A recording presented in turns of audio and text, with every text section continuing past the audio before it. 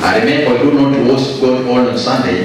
Na kumbuka tumwabudu Mungu tu siku ya Jumapili. We worship daily. Tunamwabudu Mungu kila siku. But this Sunday is the day of the Lord.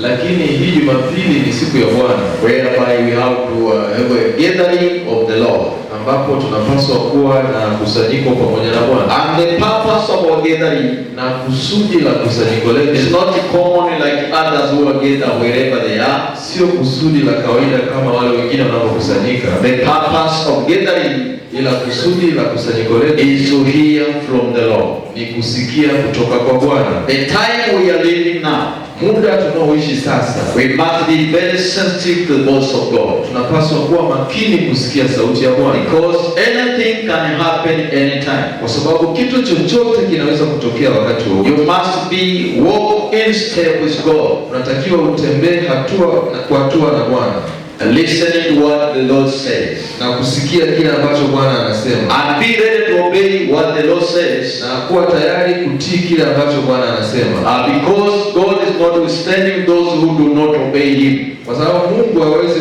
kuwaimarisha wale ambao hawamtii. Hallelujah, hallelujah. The end time message, because Jesus is coming soon. Ni ujumbe wa siku za mwisho, kwa sababu Yesu anakuja mapema. We are living at the end of end times. Tunaishi mwishoni mwa nyakati za mwisho. We are in part 4, na tuko sehemu ya 4, which speaks about things that will take place after the rapture. Na tutazungumza juu ya vitu ambavyo vitatokea baada ya unyakuo. After the rapture there are things will follow. Baada ya unyakuo kuna vitu vitaambatana, na we have seen some two of them. Na tumeona vitu viwili. After the rapture there will be judgment of saints. Baada ya unyakuo kutakuwa na hukumu ya watakatifu. And after the rapture there will be the reign of Antichrist. Na baada ya unyakuo kutakuwa na utawala wa mpinga Kristo.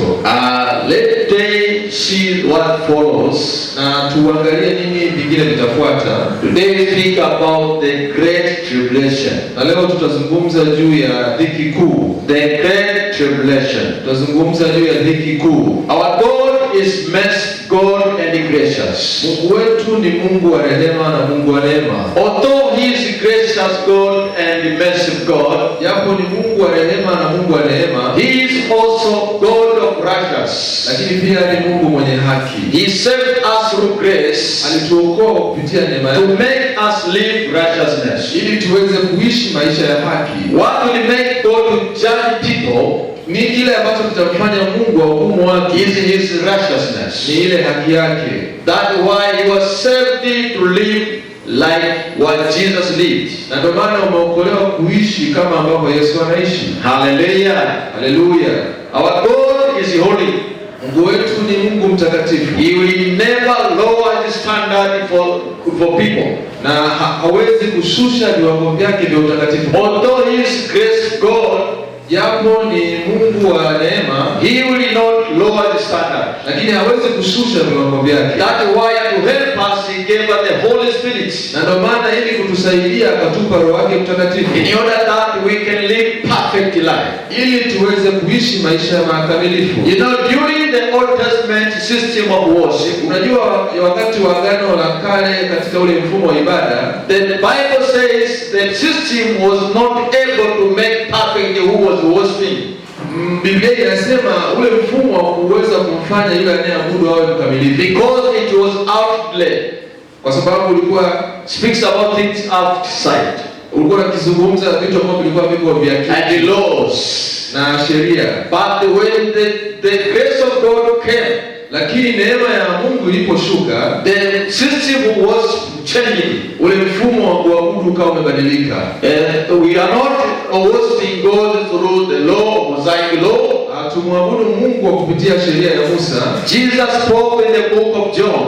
Yesu amesema kitabu cha Yohana, John 4:23-24. Kitabu cha Yohana sura ya 4 mstari wa 25. The time is coming and the time is now.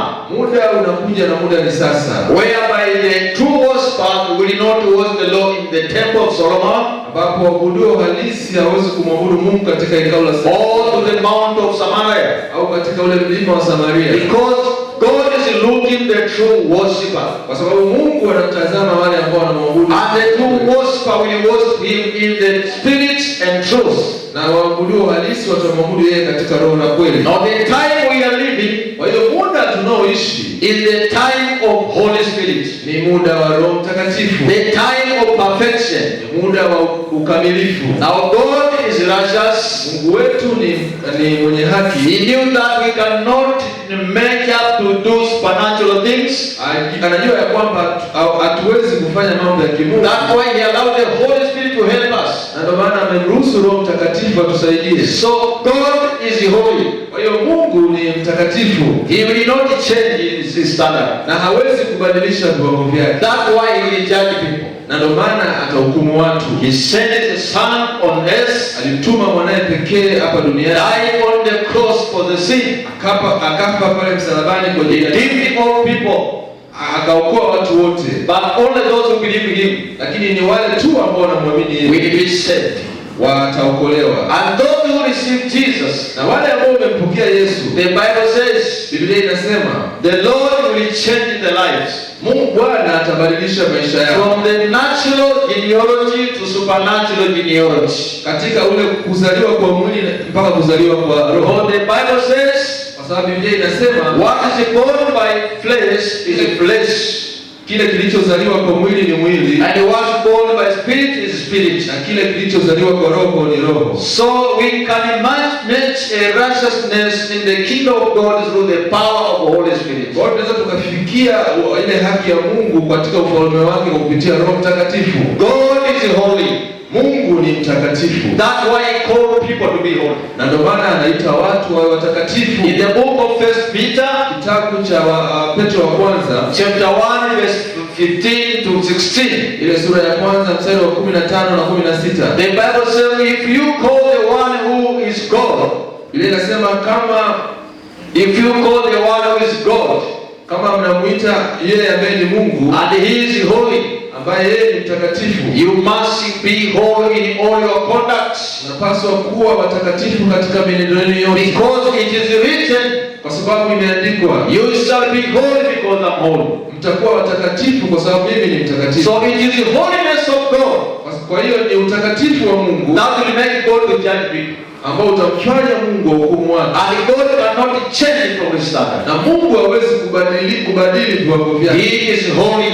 Yeye ni mtakatifu. He called us to be holy. Na amekuita uwe mtakatifu. Without the holy, na pasipo utakatifu, you cannot see God. Hauwezi kumuona Mungu. Without the holiness, pasipo utakatifu, you cannot inherit the kingdom of God. Hauwezi kurithi ufalme wa Mungu. Without the holiness, pasipo utakatifu, there is no heaven. Hakuna mbingu. You know, heaven was designed for holy people. Unajua mbingu iliandaliwa kwa ajili ya watu watakatifu. Not for whoever comes to the church. Sio kwa mtu yeyote anayeingia kanisani. Only holy people. Isipokuwa tu ni kwa watu watakatifu.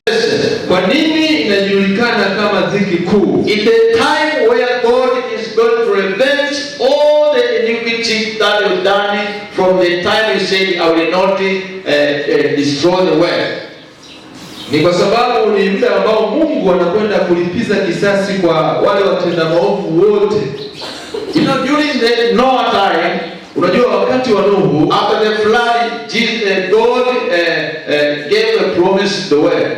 Baada ya mafuriko Mungu akatoa ahadi kwa ulimwengu. I will not destroy this world again. Akasema kwamba sitaangamiza dunia tena. Things will continue to the season after season. Kwamba watu wataendelea nyakati mpaka nyakati. But from that time up now, lakini kuanzia muda ule mpaka muda huu, God did not do as what he did during the Noah time. Mungu hajafanya kama ambavyo alifanya wakati wa Noah. Now it is not the great tribulation. Na sasa inafahamika kama dhiki kuu, because from the time of Noah up now, God did not judge the world as a judge.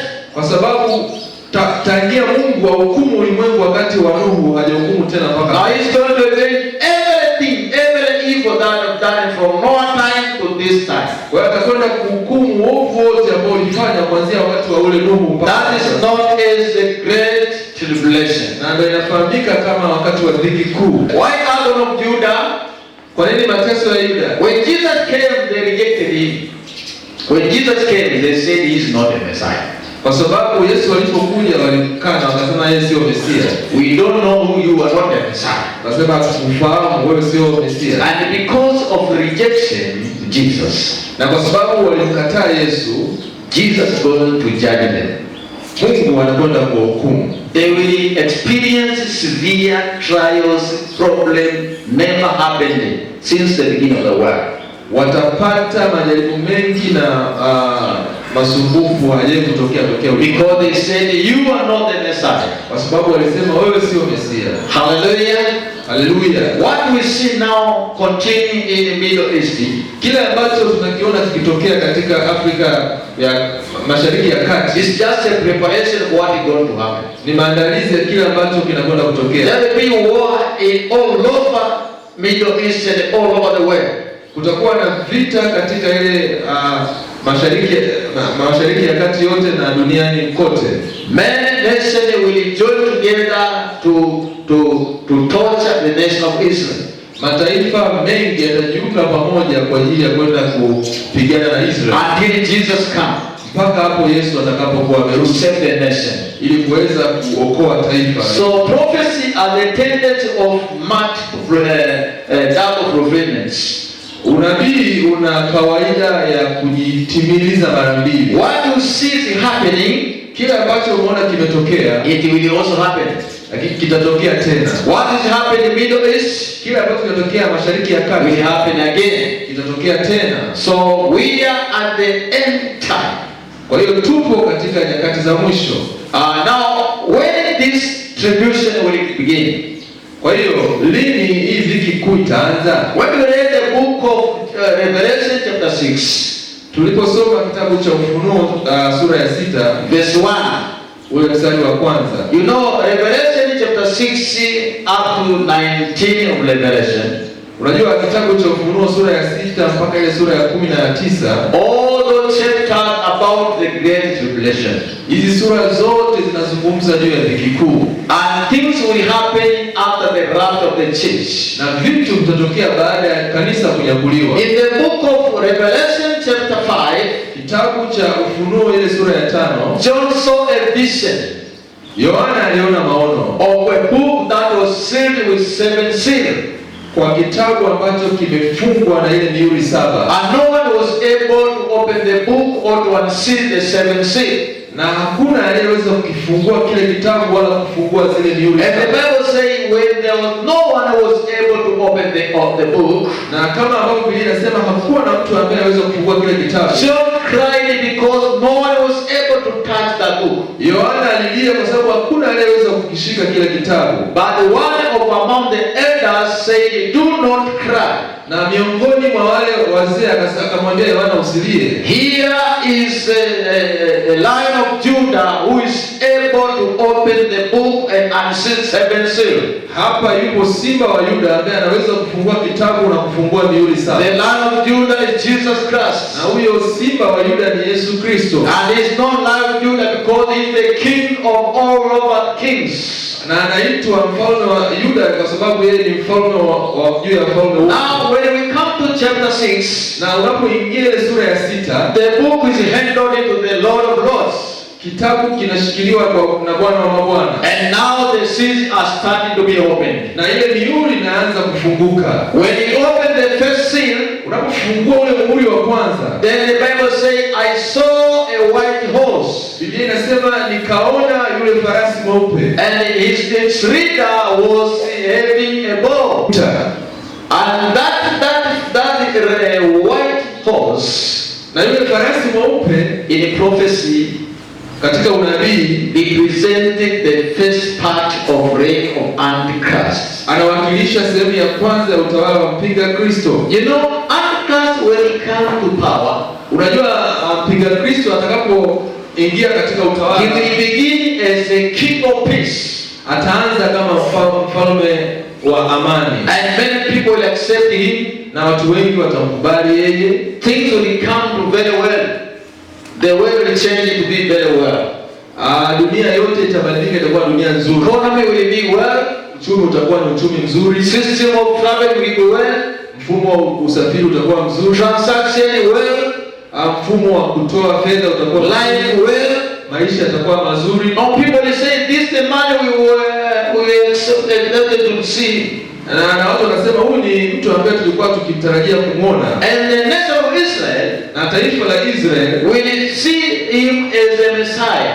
Watamuona yeye kama Mesia. Hallelujah. Hallelujah. So the first part of 3.5 years, kwa hiyo ile sehemu ya kwanza ya miaka 3.5 represented by a white horse, inawakilishwa na huyu farasi mweupe. The white represent peace time. Ile rangi nyeupe inawakilisha wakati wa amani. But the problem of that horse, lakini shida ya huyu farasi, he was having the one who was having a bow. Yule ambaye alikuwa amempanda alikuwa na uta. A bow representing the coming war.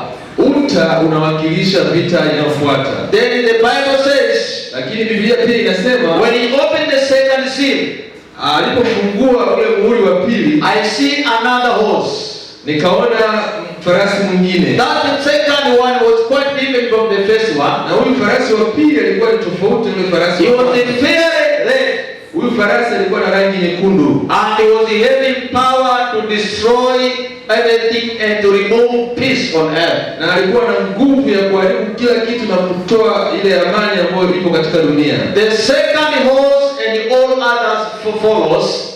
Yule farasi wa pili na wale farasi waliofuata, in the time of beginning of great tribulation. Ni muda wa kwanza kwa hii dhiki kuu. There will be a severe time for all people. Kutakuwa na wakati mgumu kwa watu wote. People will seek death and death will not be found. Watu watatafuta kufa lakini hawawezi kufa. They will be experiencing severe stress and hard stress over the way. Watapitia katika nyakati ngumu duniani pote. And the beginning of tribulation, na kuanza kwa hii dhiki kuu, will begin when this man will claim that I am God, I am to be worshipped. Utaanza pale ambapo huyu mtu anasema mimi ni Mungu na nastahili kuabudiwa. And you know the Israel are not ready to worship a man. Na Israeli haitakuwa tayari kumwabudu huyu mtu. Then the thing will happen. Na vitu vitaanza hapa. Hallelujah. Hallelujah. You must understand every prophecy that is predicted must be fulfilled. Unapaswa kuelewa kila unabii ambao umetabiriwa lazima utokee. Every way that is predicted must be fulfilled. Kila neno ambalo limesemwa lazima litokee. And Jesus predicted in this. Na Yesu alitabiri juu ya hili. This generation will not pass. Akasema kwamba ulimwengu hauwezi kupita. This generation will not pass. Kizazi hiki hakiwezi kupita until everything is fulfilled. Mpaka kila kitu kiweze kutimia. Heaven and earth will pass. Dunia na mbingu zitapita. But not the dot of one word which was spoken. Lakini hakuna hata kipande cha neno langu kitapita. Everything must be fulfilled. Kila kitu kitatimizwa. For the judgment of the world must be fulfilled. Na hukumu ya dunia lazima itimizwe. Now let's look the event which will be accompanied to the great tribulation. Na tutazame matukio ambayo yataambatana na hii dhiki kuu. You know the Bible speaks about, unajua Biblia inazungumza juu God will use natural things. Na atatumia nguvu ya kimungu. Will use everything to destroy the world.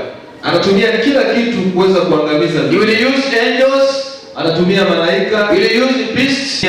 Wanyama. He will use even supernatural power things. Anatumia vitu nguvu ya kimungu to destroy the world, ili aweze kuharibu dunia. The Bible speaks about the things will happen clear before the coming of great tribulation. Biblia inazungumza juu ya vitu ambavyo vitatokea kabla ya hii dhiki kuu. But also will continue the time of great tribulation. Lakini hivi vitu vitaendelea mpaka wakati wa dhiki kuu. One sign is the great war which is continuing all over the world. Dalili moja ni vita kubwa ambayo inatokea duniani pote. And we are looking now in Middle East that the preparation of what is going to take place. Na kama ambavyo tunaona sasa katika ile Mashariki ya Kati, yani maandalizi it's just an introduction of what is going to take place. Huu tu ni mwanzo wa vile ambavyo vinaweza kwenda kutokea. And there utakuwa ni miaka 3.5 before the second coming of Jesus. Kabla ya kuja kwa kurudi kwa Yesu mara ya pili. You know, after the great tribulation, unajua baada ya dhiki kuu, Jesus will come again. Yesu atakuja tena. Because I did say before, Kwa sababu nilisema mwanzo, when you talk about second coming of Jesus, unapozungumza juu ya kuja kwa Yesu mara ya pili, it is 1 to 2 parts. Ni sehemu moja, sehemu kuu mbili. The first part is rapture. Sehemu ya kwanza ni unyakuo, which is invisible, ambao hauwezi kuuona, uonekana. No one will see except the saints. Hakuna ambaye anaweza kuona isipokuwa wale ambao ni watakatifu. Only that will see. Wao tu ndio wanaweza kuona. Then after the great tribulation, baada ya dhiki kuu, Jesus said in the book of Revelation 1:7, Yesu amesema kitabu cha Ufunuo sura ya kwanza mstari wa 7, he is coming with clouds, atakuja na mawingu, and every eye will see him, na kila jicho litamuona. It is the second coming. Hiyo ni kuja kwa mara ya pili. We are people who will be raptured. Sisi ni watu ambao tutanyakuliwa, and we are expecting to come with Jesus in the cloud, na tunategemea kwenda pamoja na Yesu katika. We will come again to judge people. Tutakuja tena kuhukumu watu. Hallelujah. Hallelujah. We will see later what is going to happen. Tutaangalia baadaye vile ambavyo vitatokea. But why are we learning this? Lakini kwa nini tunajifunza hiki? We learn this in order to be ready for rapture. Tunajifunza ili tuwe tayari kwa ajili ya unyakuo. The Bible says, watch out. Biblia inasema tuwe macho, because the time is near. Kwa sababu wakati ukaribu. The Bible says, be holy. Biblia inasema tuwe watakatifu, because the time is near. Kwa sababu wakati umekaribia. The Bible says, be prepared. Biblia inasema tuwe tumejiandaa, because the time is near. Kwa sababu wakati umekaribia. Jesus gave a parable. Yesu alitoa mfano in the book of Matthew chapter 25. Kitabu cha Mathayo sura ya 25. He gave a 10 virgins who were waiting for wedding. Akatoa mfano wa wale wanawali 10 ambao walikuwa. He said 5 of them were wisdom men. Alisema wale 5 walikuwa wana hekima, but 5 of them were foolish. Akasema wale wengine 5 walikuwa na mapumbavu. Those who were having wisdom, they came to where the bridegroom with the oil in their lamps. Wale wenye hekima walienda na taa zao with the oil inside, ambazo zilikuwa zina mafuta ndani yake. But those who foolish were having lamps without full of oil. Lakini wale wapumbavu walikuwa wamebeba taa zisizokuwa na mafuta. And they waited, the bridegroom did not come early. Na wakawa wakimsubiri bwana harusi ambaye hakuja mapema. When it was midnight, there was a cry. Lakini ilipofika usiku wa manane kwa kuna sauti, welcome, the bridegroom is coming.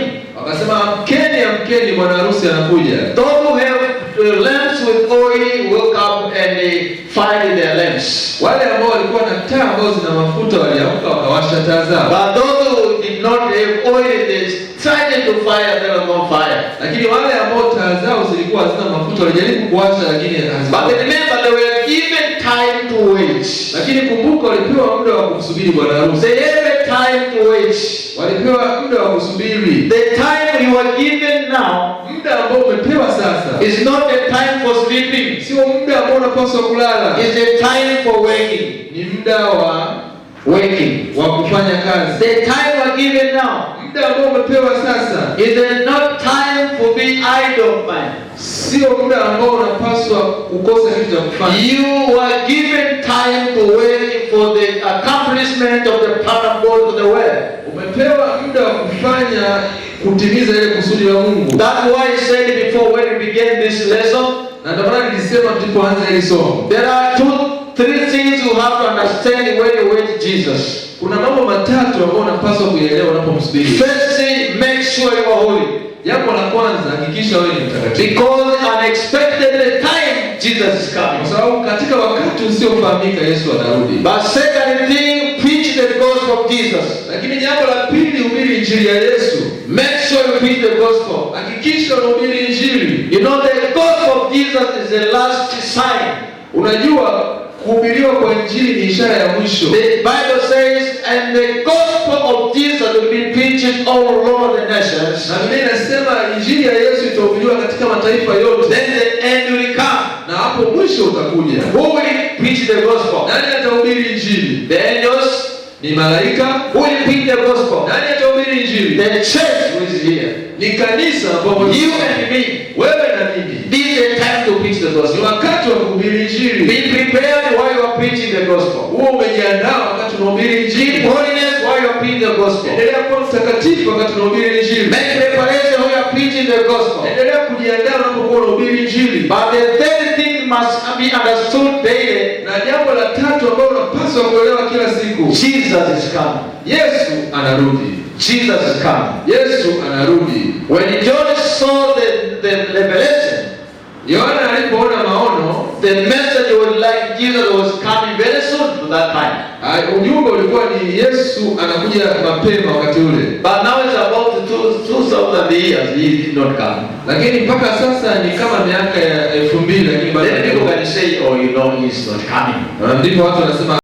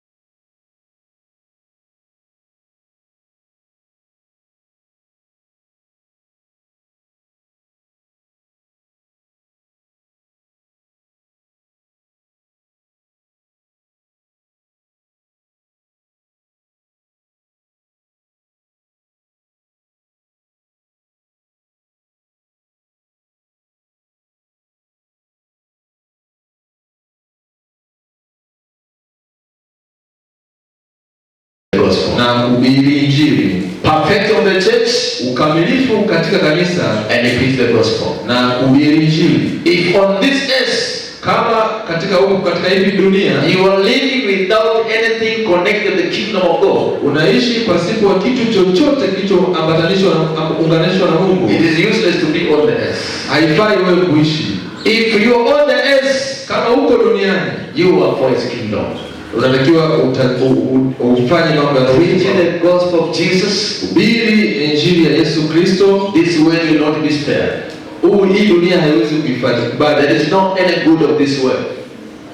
There is not any good of this world. hakuna mazuri yoyote katika hii dunia. Heaven is for you, Mbingu ni kwa ajili yako, designed for saints. imeandaliwa kwa ajili ya watakatifu. Only holy people Ni watakatifu tu will enter heaven. ambao wataenda huko. Can you stand wherever you are? Unaweza kusimama pale ulipo. We want to pray this morning. Tunahitaji kuomba asubuhi hii, And this is our prayer. na haya ni maombi yetu. Lord, help us. Mungu tusaidie. I want to be more and more like Jesus. I want to be more and more like Him.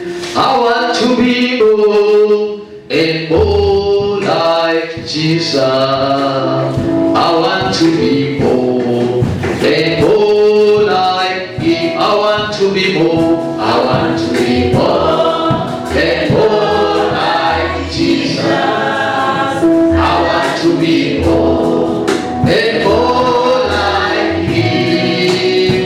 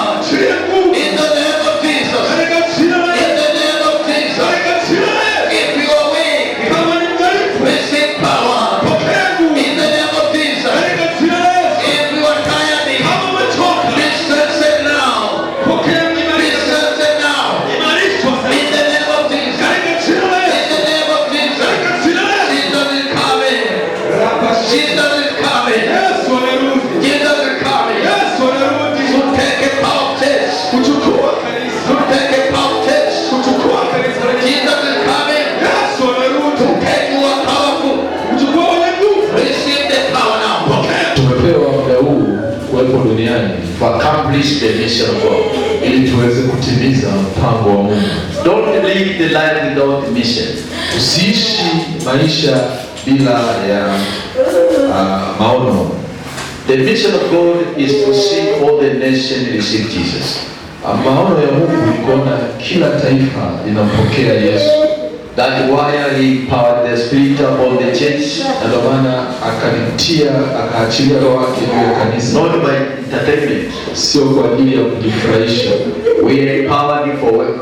Tumetiwa nguvu kwa ajili ya kufanya kazi. Regardless of what position you are, Haijalishi una nafasi gani, situation that encounter you, hali yoyote unayopitia, this is a time to wait for God. huu ni muda wa kufanya kwa ajili ya Bwana. And I give God the King of Kings. Unaweza kupigia Yesu makofi. Hallelujah. Haleluya. Hallelujah. Haleluya. Thank you, Jesus. Asante Yesu. Thank you, Holy Spirit. Asante Roho Mtakatifu.